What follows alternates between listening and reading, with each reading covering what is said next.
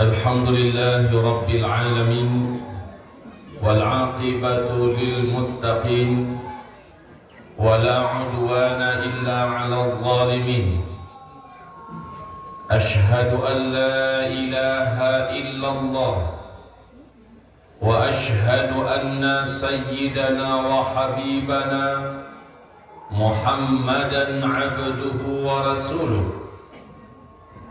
لا نبي بعده.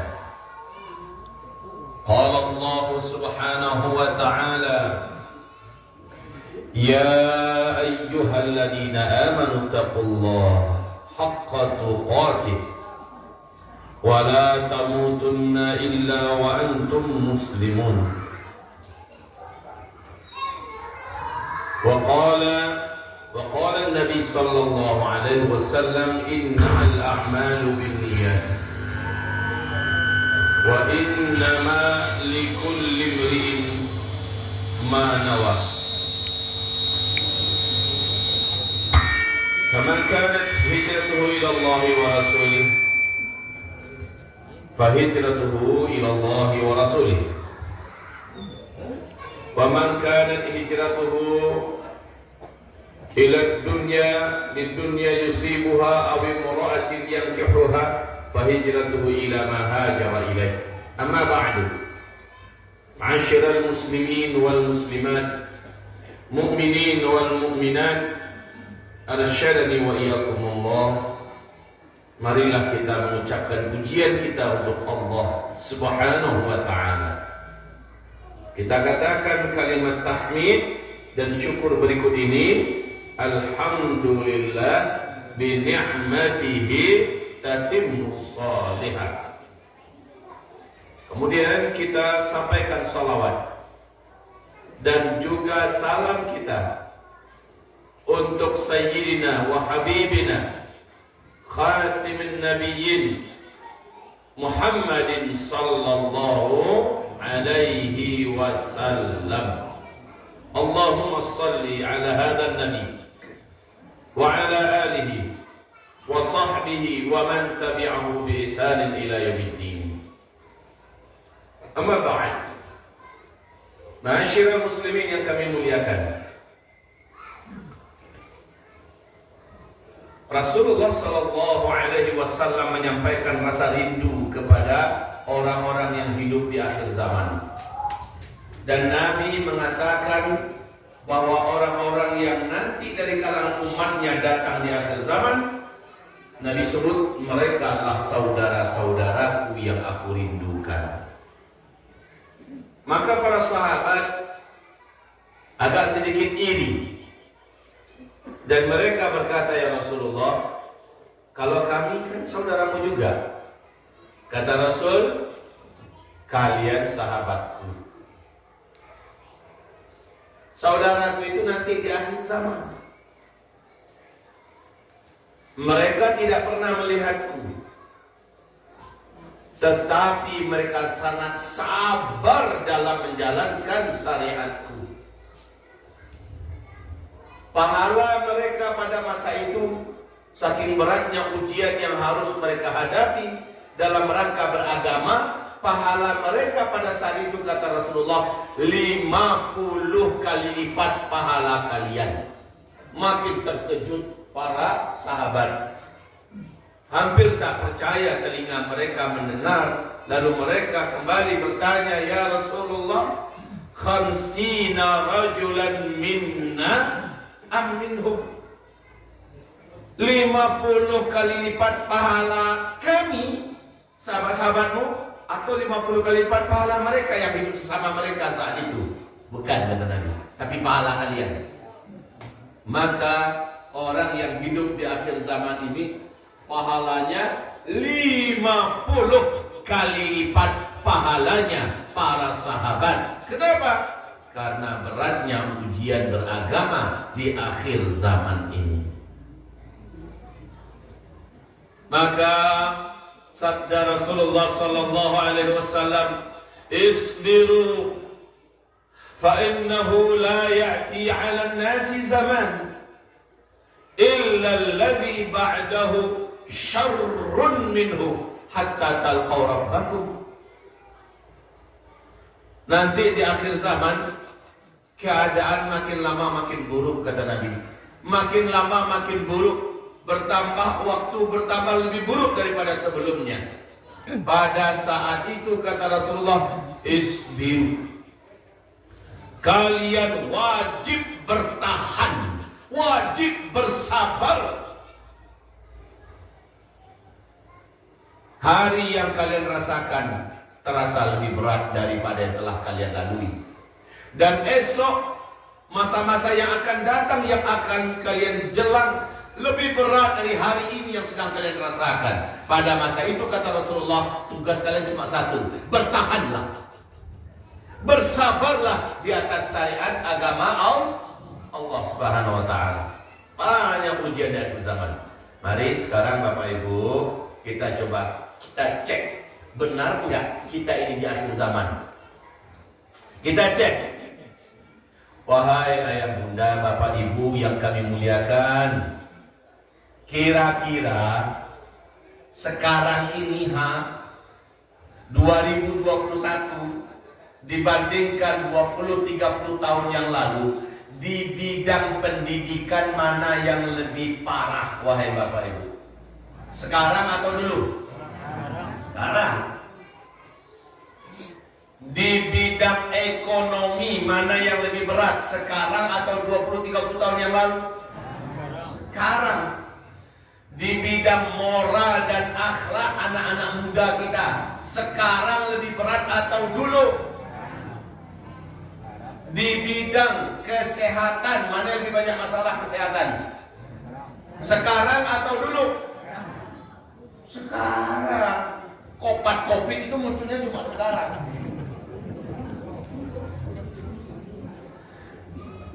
Di bidang politik, mana yang lebih berat? Sekarang atau 20-30 tahun yang lalu? Sekarang. Makin kacau balau sekarang. Betul tidak? Apalagi 2024 entah bisa tuh. Pokoknya di bidang apa saja. Apa saja yang mau kita ceritakan, apa saja yang mau kita sebut, makin berat dan semakin berat. Begitu juga dengan kondisi bencana-bencana alam. Sekarang dunia merintih merana, menangis hancur karena badai, petir, gempa, tsunami, banyak bencana-bencana alam. Sebentar lagi kita akan terlalu banyak mendengar, hampir-hampir pekak telinga ini, karena di mana-mana terjadi bencana-bencana mengerikan, termasuk Indonesia. Bahaya paham Allah. Begitu juga suasana beragama. Di akhir zaman, suasana beragama, semangat beragama diuji oleh Allah. Nah, siapa yang istiqomah ketika itu? Karena alasan ini dan itu, mau sholat ke masjid sudah tidak seenak dan segampang dulu. Karena Covid, kita pun sulit bisa berjamaah di masjid. Kalau untuk di kampung kok, ya. Kalaupun sholat ke masjid di kota-kota merata-rata, bahkan Masjidil Haram, bajarak tuh Pak. Bajarak 1 meter, agak mualaf ini tuh. Tapi begitulah. Pergi ke tanah suci melaksanakan ibadah haji dan 2 tahun berturut-turut kita terkendala. Umrah juga kita kesulitan. Ini digambarkan Nabi. Nanti di akhir zaman ada tahun-tahun di mana umatku kesulitan dan terhalang untuk melaksanakan ibadah ke tanah suci. Terjadi di zaman kita. Betul Pak ya? Siapa yang rajin dengarkan ceramah saya di YouTube atau sesekali pernah muncul di TV, akan ketemu benar yang disampaikan oleh Ustadz ini.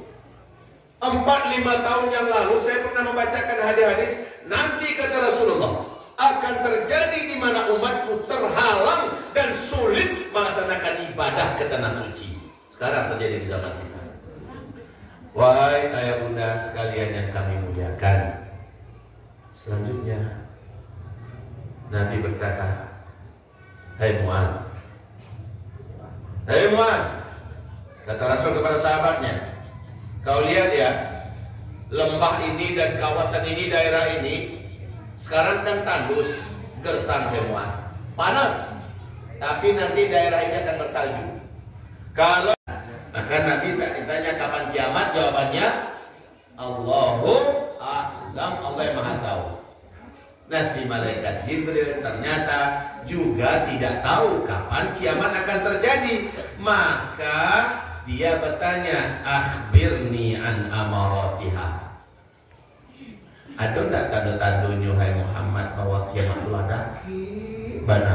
Kalaulah muncul tanda-tanda tua, tu kiamat itu bana-bana lah sangat dake. Ada tidak tandanya hai Muhammad? Kalau ini pertanyaanmu, kata Nabi Muhammad, ambo spesialisnya. Saya tahu betul apa tanda-tanda yang muncul terlebih dahulu sebelum kiamat besar, kehancuran alam semesta ini terjadi. Tapi saya dalam hadis ini Nabi hanya menyebutkan satu tanda, yaitu antaridal amatu rabataha wa antaral hufatal uratal alata ri'a asya' yataqawaluna fil bunyan. Setelah Nabi menjawab demikian, malaikat Jibril yang menjelma dalam wujud manusia ini langsung berdiri dan pergi. Umar bin Khattab yang bagaikan terhipnotis dekat Nabi, digabi dia Nabi. Umar, kamu tahu itu orang siapa? Tidak ya Rasulullah. Kejar dia, tangkap, bawa kemari. Giliran kita yang tanya, dia ini siapa sebenarnya? Baik ya Rasulullah. Itu cara gaya Nabi. Padahal Nabi tahu ini adalah malaikat. Yang cerita hadis ini adalah Umar bin Khattab tadi ya, yang cerita hadis ini. Maka saya dengan sigap, kata Umar, menuju ke pintu masjid ingin menyusul orang itu. Tapi orang itu sudah hilang. Capek mana hilang?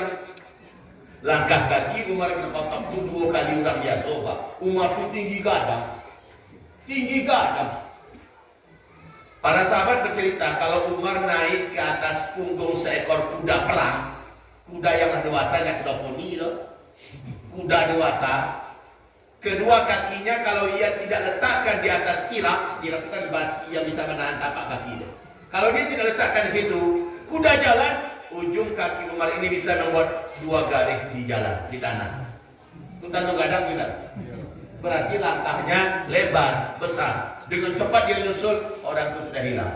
Maka Umar kembali balik, ya Rasulullah, sudah nggak ada. Kata Rasulullah, innahu Jibril. Itu tadi adalah malaikat Jibril. Atakum li'u'allimakum dinakum. Dia datang sengaja ingin mengajari kalian semua agama Allah Subhanahu wa taala. Ba'an kalau sholat Isya Pak dulu. Lagi ketujuh Bapak Ibu. Bu, sholat dulu Bu. Sampai sholat wak bantai sampai selesai. Ya. Tak lama-lama udah sampai selesai ya. Ya. Mudah-mudahan Allah terima sholat Isya berjamaah kita tadi.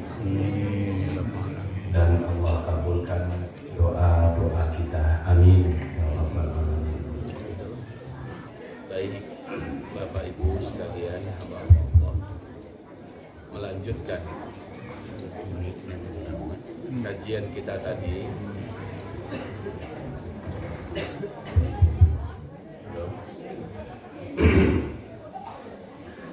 Tadi baru sebatas malaikat Jibril yang menghilang setelah bertanya pada Nabi apa ciri dekatnya kiamat. Maka setelah Nabi menjawab, dia langsung bilang. Mari kita terjemahkan jawaban Nabi. Antari dalam aturabataha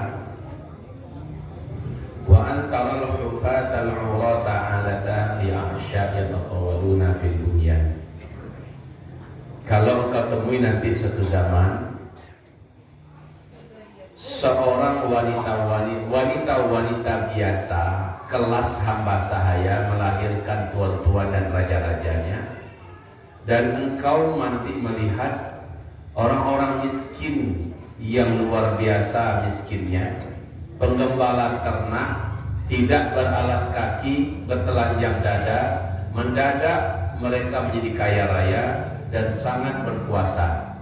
Lalu mereka saling berlomba-lomba dan berbangga-bangga membangun gedung-gedung yang tinggi-tinggi. Tersirat dari ungkapan Nabi ini, bila itu sudah kalian temukan, zaman itu sudah kalian dapatkan, jarak masa antara kalian dengan kiamat sudah sangat dekat. Sudah sangat dekat. Mari kita ulangi jawaban Nabi ini. Kita ulangi balik. Mohon perhatian yang lebih serius. Kata Nabi, bila wanita-wanita biasa sekelas hamba sahaya melahirkan para raja-raja, bila orang-orang miskin, para penggembala ternak, tidak beralas kaki, bertelanjang dada, tiba-tiba menjadi kaya raya dan sangat berkuasa. Lalu mereka saling berlomba-lomba dan berbangga-bangga membangun gedung-gedung yang tinggi-tinggi. Ingat ya, zaman Nabi tidak ada gedung. Yatatawaluna fil bunyan, berbangga-bangga, berlomba-lomba membangun gedung-gedung yang tinggi-tinggi.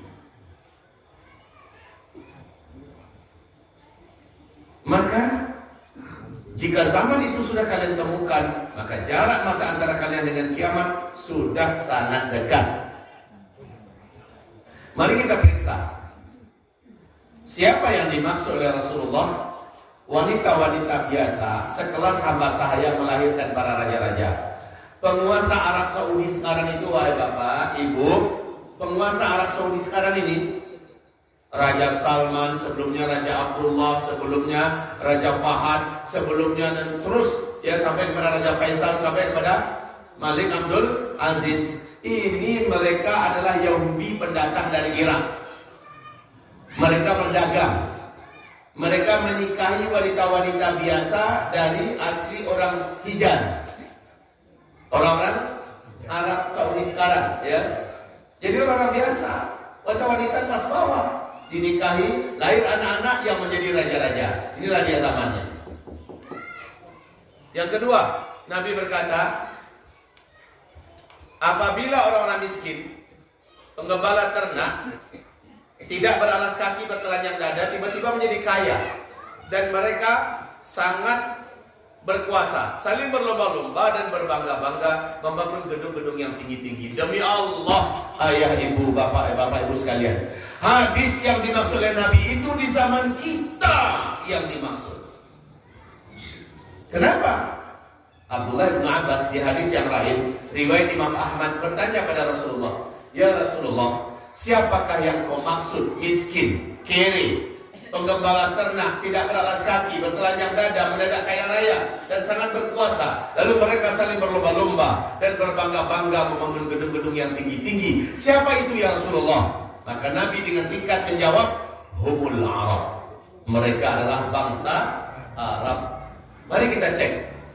Dulu, sebelum Arab yang sekarang ini, negeri Arab ini satu Bapak Ibu, namanya Jazirah Arabiyah. Betul tidak? Dulu namanya masih satu, Jazirah Arabiyah, sebelum minyak bumi ditemukan. Apakah Jazirah Arabiyah negeri yang kaya atau miskin? Sebelum minyak bumi, miskinnya nggak ketulungan. Dan negeri itu panasnya minta ampun. Sejauh mata memandang gurun Sahara, padang pasir bagaikan tak bertepi. Betul Bapak Ibu? Tapi ketika minyak bumi ditemukan di dalam perut buminya, Jazirah Arabiyah menjadi kaya raja, gila-gilaan kayanya, dan mereka pecah menjadi negara-negara terkaya di dunia. Negara terkaya nomor 1 di dunia Qatar, nomor 2 Bahrain, nomor 3 Uni Emirat Arab, nomor 4 yang pertama Qatar, yang kedua Bahrain, yang ketiga Kuwait, yang keempat Uni Emirat Arab, yang kelima Arab Saudi, yang keenam Oman. Dan sekarang mari kita periksa di dunia ini, di manakah negeri-negeri yang gedung-gedungnya tertinggi di dunia. Ternyata gedung-gedung tertinggi di dunia hari ini bukan di Moskow, bukan di Hong Kong, bukan di Tokyo, bukan di Sydney, bukan di Paris, bukan di Amerika Serikat, Los Angeles, bukan, ternyata di Arab, wahai Bapak Ibu. Hah? Mari kita cek. Sejak Raja Abdullah naik menjadi raja, Pangeran Salman waktu itu diminta jadi gubernur di Riyadh. Sekarang Pangeran Salman jadi raja kan? Oleh Pangeran Salman, ibu kota Riyadh disulap menjadi kota metropolitan ala Eropa, bahkan mengalahkan Eropa. Mewah dan gedung-gedung tinggi pencakar langitnya menakjubkan mata dunia. Sementara yang paling dekat di hati kita adalah Mekah. Coba Bapak Ibu lihat di Mekah, sekitar Masjidil Haram, apa yang dibuat oleh kerajaan Arab Saudi. Kota Mekah, bahkan jam terbesar di dunia ada di pucuk hotel Zamzam Tower, ya, yang ketinggiannya lebih dari 640 meter. Mekah hari ini sudah menakjubkan. Mana ada kota-kota dunia sehebat Mekah sekarang. Harga tanahnya 1 meter saja 10 miliar, mengalahkan tanah termahal yang ada di Los Angeles. Madinah Al-Munawwarah, Masjid Nabawi sekarang dikelilingi oleh gedung-gedung tinggi pencakar langit, hotel-hotel bintang 5 dan mewah-mewah. Jeddah, ini masih Arab Saudi ya. Jeddah sebagai kota peradaban dan kota persimpangan dan kota persimpangan dan pusat perdagangan Timur Tengah. Jeddah hari ini gila-gilaan pembangunannya. Ini baru Arab Saudi. Arab Saudi masih kalah oleh negara sebelahnya, oleh Bahrain, Kuwait. Lewat Pak Arab Saudi. Kuwait tercengang kita kalau pergi kita ke Kuwait. Ke Bahrain, Balinya Timur Tengah itu adalah Bahrain. Pusat wisatanya negeri Asia Tengah, Timur Tengah, ya. Bahkan orang-orang Eropa, Amerika banyak yang pergi ke Bahrain. Mereka menyulap negara Bahrain menjadi negara mimpi, bagaikan negara impian. Tapi Bahrain masih angkat topi dibandingkan dengan negara sebelahnya, Uni Emirat Arab. Saya sudah datang ke sana, saya bersama istri. Di 2019 saya datang ke Uni Emirat Arab, diundang untuk ceramah di sana, Pak.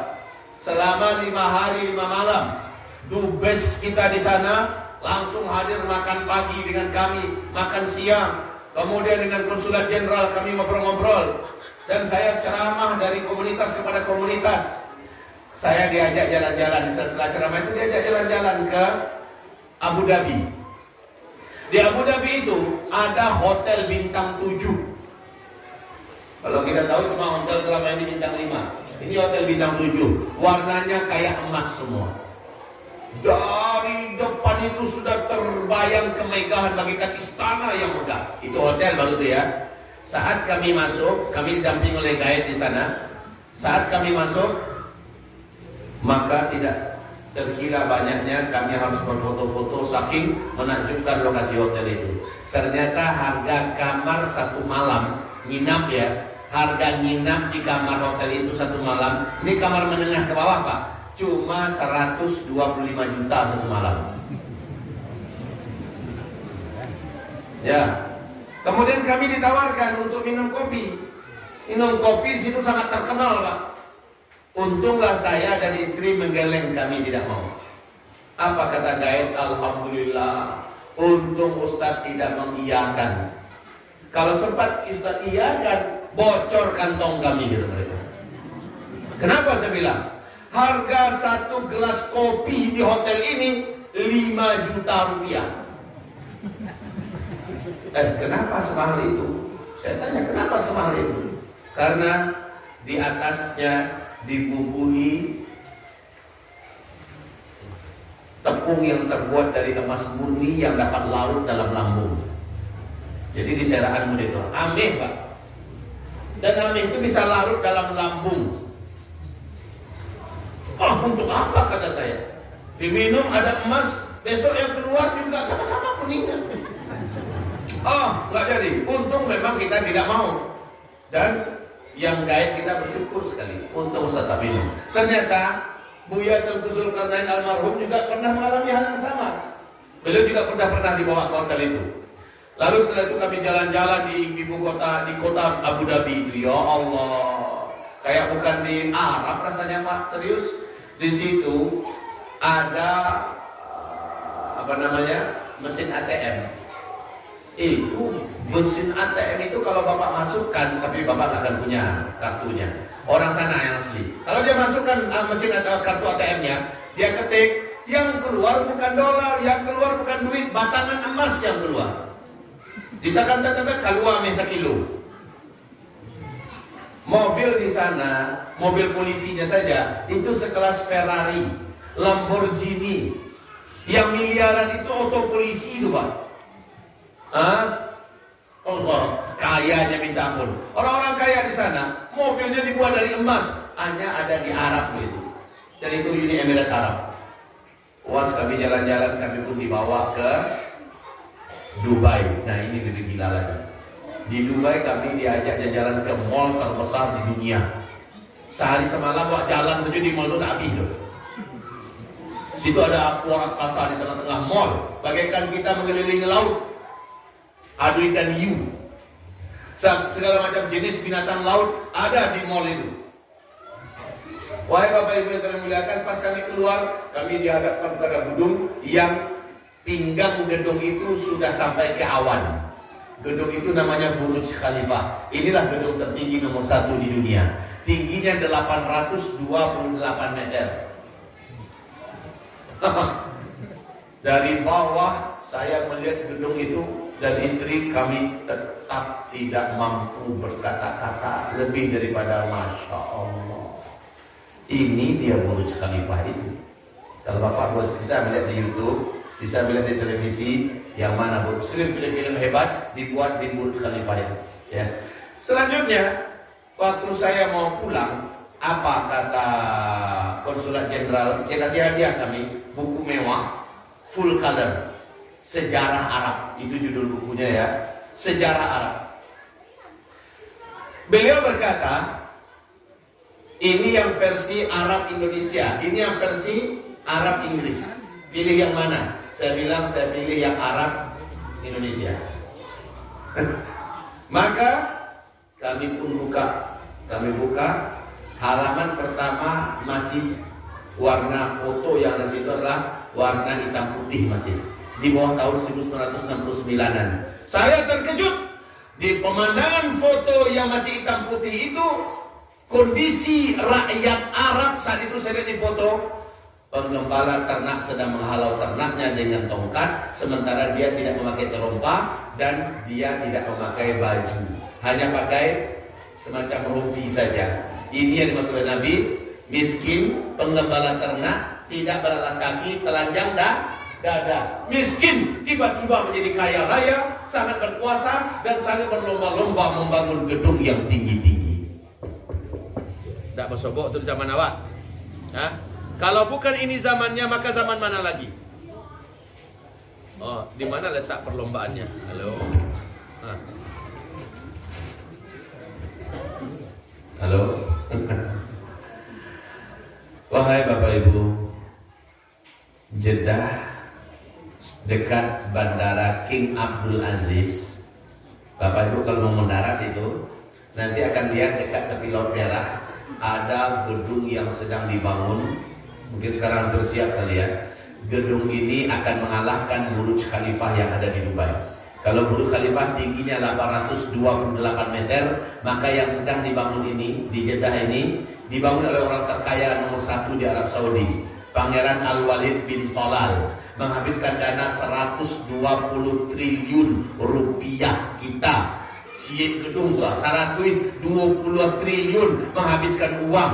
Laita bayang bara banyak itu apa Ibu? 120 triliun itu kalau dibalikin ke rupiah Palembang tenggelam atau sangka. Untuk bangun sebuah gedung, Syarqil Ausat, Kuwait juga membangun gedung di atas 1 kilometer.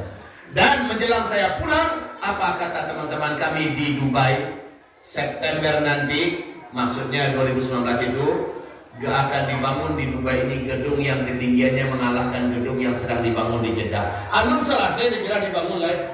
Dubai lagi membangun pulau lebih tinggi daripada itu. Apa yang terbayang oleh Bapak Ibu sekarang? Berlomba-lomba membangun gedung-gedung yang kalau zaman itu sudah kalian temukan, maka jarak masa antara kalian dengan kiamat sudah sangat-sangat dekat.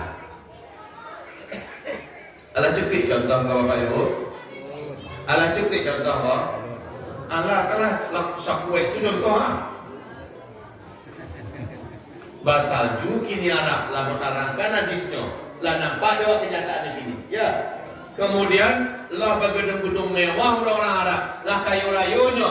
Lah menjalankan puluh hadisnya. Oh faktanya. Aleh. Ingin kerja tambah yuk. Aman.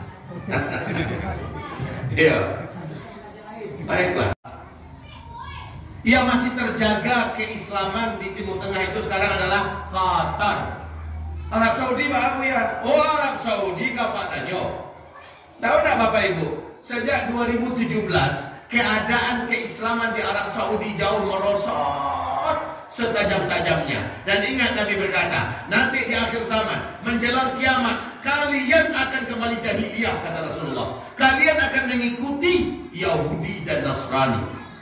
Maka hari ini Arab Saudi Bapak Ibu, setiap acara apapun buka konser musik raksasa, menghadirkan penyanyi-penyanyi dan penari-penari tingkat dunia di seluruh kota. Bahkan yang paling pedih hati kami, seorang sopir dari Yaman sopir taksi waktu mau di Madinah Pak, menangis dia. Apa berkata? Dia tidak rela Madinah Al-Munawwarah ini dinodai oleh wanita-wanita kafir melenggang-lenggok setengah telanjang sambil menyanyikan nyanyian-nyanyian super gila.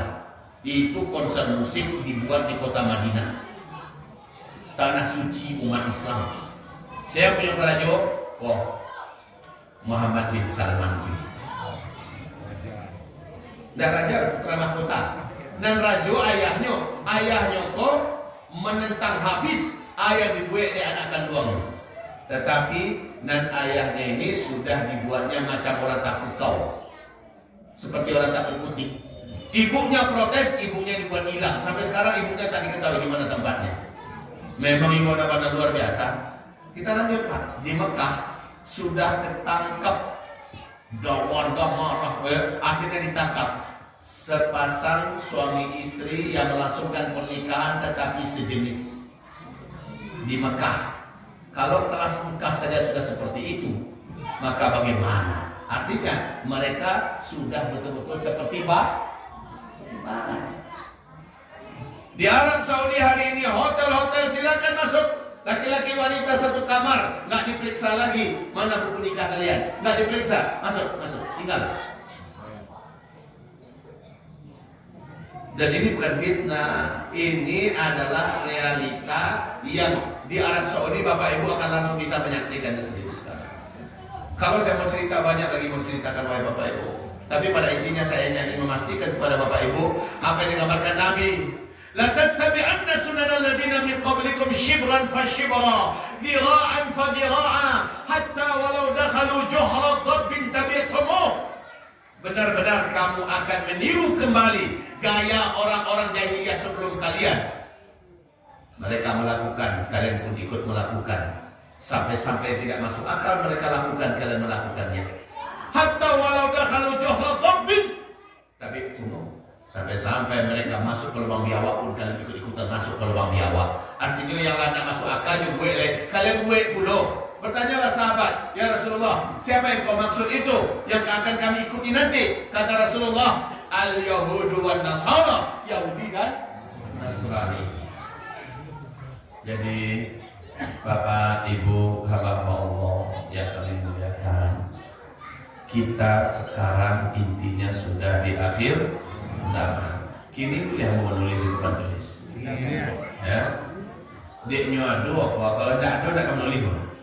Tapi deknya dado, lado, mungkin lah bagian dek panitia, lado lo pengen, lado lo papuinya, tentu menulis boleh. Nah, biar mak baca solo panitia susah payahnya diharapkan. Dan memang iya Bapak Ibu, dengan macam lihat tulisan beko tambah capek pengertian dan pemahaman apa Ibu memahami kajian apa. Ya.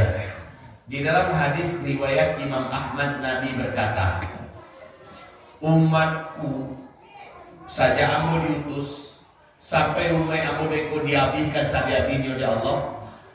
Saja ambo diutus kata Nabi, sampai umai ambo dihabiskan sabi-habisnya oleh Allah akan menjalani 5 fase sejarah. Ini dia. 5 fase sejarah. Ini adalah start. Nabi diutus sebagai Nabi dan Rasul. Baka, tidak terangkan sampai sini anda. Tidak, di belakang loh. Kalau mau membawaku gak ada ambil loh. Ada, iya. Yang tadi.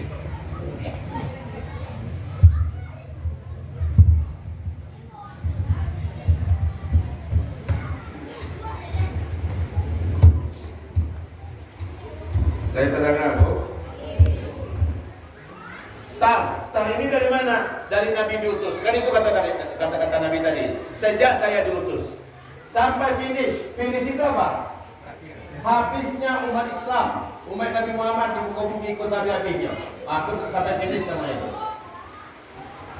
Sejak saya diutus sampai habisnya umat Islam. Kapan umat Islam habis? Terjadi peristiwa tanda besar kiamat yang nomor 7. Nabi mengatakan sebelum kiamat ada 10 tanda besar kiamat. Yang nomor 7-nya adalah ada angin lembut, angin yang lembut. Angin ini sejuk, berbau wangi kasturi. Tetapi ternyata ini angin yang membawa kematian. Siapa saja umat Nabi yang ada iman di dalam dadanya, walaupun imannya cuma seujung kuku, angin yang datang dari negeri Yaman ini akan sampai kepada umat Nabi tersebut.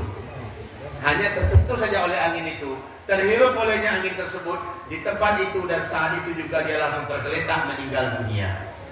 Maka serentak seluruh orang Islam yang ada iman di dadanya meninggal dunia di peristiwa tanda besar kiamat yang ke-7.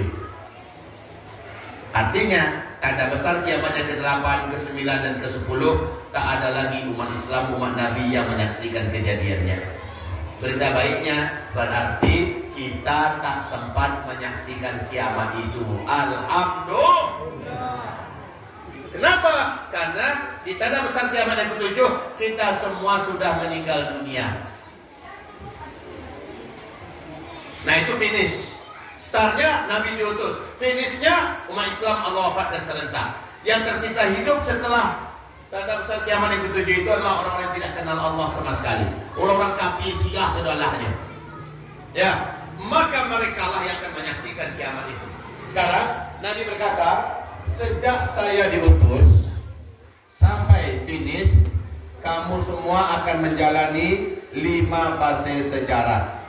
Fase yang pertama, ini fase di mana kalian dipimpin langsung oleh Nabi. Beliau langsung yang memimpin. Ini lamanya 23 tahun. Fase yang kedua, setelah Nabi Muhammad meninggal, kalian dipimpin oleh para khulafaur rasyidin. Ini fase khilafah. Lamanya kata Nabi 30 tahun. Ini 30 tahun. Fase ketiga, yaitu fase umat Islam dipimpin oleh para khalifah yang menggunakan sistem kerajaan. Nah, ini adalah fase raja-raja, ya. Fase raja-raja. Dan lamanya ini paling lama, 1227 tahun. Fase yang keempat, ini fase Islam sedang tidak memimpin dunia. Dan pada masa ini Islam dan kaum muslimin benar-benar dizalimi dan disakiti. Kapan ini? Ini adalah fase kerajaan ini, adalah fase berakhir dengan tumbangnya khilafah Islamiyah Al-Uthmaniyah di Turki pada tanggal 3 bulan Maret 1924. Berakhir fase ketiga. Sejak itu sampai sekarang kita berada pada fase kediktatoran. di mana yang memimpin negeri-negeri Islam adalah para diktator. Mereka jahat kepada ulama, zalim kepada Islam dan kaum muslimin, dan kaum muslimin betul-betul tertindas di mana-mana. Fase keempat. Kira-kira fase ini terasa nggak sekarang? Terasa ya? Terasa. Fase ini akan berakhir. Dan masuklah kalian kepada fase penutup. Nah ini ya, fase penutup, fase kelima. Di fase ini Islam akan kembali memimpin seluruh dunia dengan sistem khilafah. Ini dalilnya Al-Quran surat An-Nur surat 24 ayat 55. Jadi fase kelima nanti Islam kembali memimpin dunia. Nah disinilah terjadinya, dan ini tidak lama, jangan Bapak pikir Ibu lama ini. Ini hanya antara 7 sampai 9 tahun saja. Antara 7 sampai 9 tahun saja. Dan ini lebih kurang 100-an tahun.